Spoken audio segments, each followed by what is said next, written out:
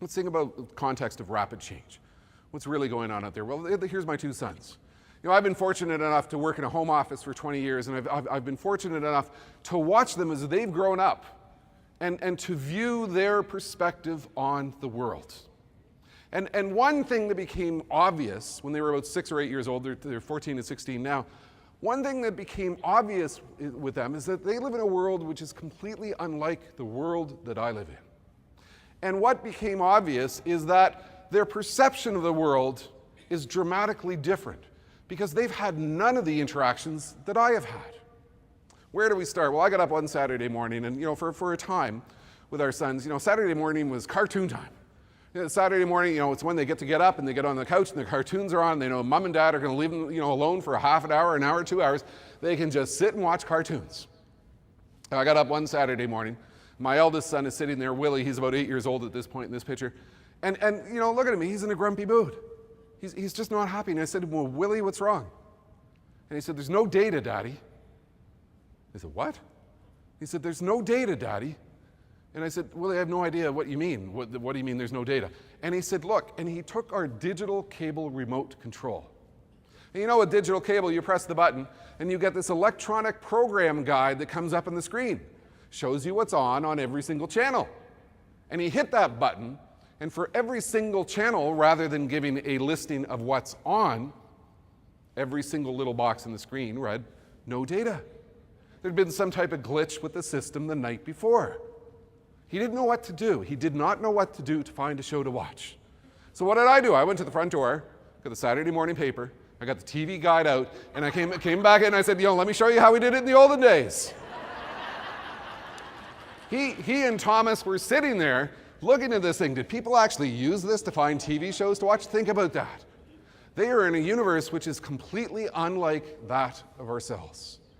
They didn't even know what a TV guide was. I went skiing once. We were a skiing family, and we were out in the slopes. And the night before, we went into a local grocery store. The lady in the store went to pay for the groceries with a check. She went to pay for the groceries with a check. And Tom said to me, what's she doing, Dad? Think about it. Most of us pay for things with credit cards, debit cards, electronic forms of interaction in the store. He didn't even know what a check was. And I sort of explained, she's writing a check, it goes to the bank, magic happens, money moves around. And, he thinks for a couple of minutes, he means, I could go to the store with a piece of paper to the candy store and, write out Thomas and get free candy. This is great. No, Thomas, that's not how it works. Another time, I was in the home office. I was cleaning out the beer fridge in the home office. And I had canisters of 35 millimeter film there. This was about 10, 15 years ago, and we still use such things. And Thomas came down. He was about 5 or 6 years old. And what's this, Dad? I said, well, it's film. He kind of chuckled at me. And I had a little discussion. I said, no, it's film. And I got out my old original 35 millimeter camera. I said, stand there, I'm going to take a picture of you. He stood there, I took a picture. You know what he did? He ran around to the back of the camera to see the picture right away. And I said, it doesn't work like that. I said, what we've got to do is we've got to take 23 more pictures, then we're going to drive it to the man down the street. Maybe we'll go get a candy while we're waiting for the pictures. He walks out of the office. He said, this is really dumb, Dad. He walks out of the office. His brother is there. His brother says, what are you doing? And he says, Dad was showing me something from the olden days. Think about it. Think about what is happening. The kids that are in your programs today are in a world in which stuff, which is a part of our everyday daily lives, is becoming stuff from the olden days faster than ever before. I had a Jeep. It was a standard transmission. And I'm driving along one day, and Thomas is sitting in the back seat. And all of a sudden, out of the blue, I shift gears. And all of a sudden, he says, Daddy, why do you have a joystick in your car? Think about that, because, in his world, he plays Xbox, whatever it is, and he's got a joystick with some automotive game, and Daddy's got a joystick in his car.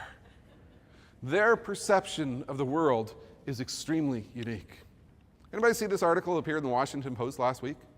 Here was a fellow who was observing that my 2-year-old daughter surprised me the other day because I'm sitting there, I'm reading a Kindle, an electronic ebook reader, and my 2-year-old daughter looked at it and said, Daddy's book.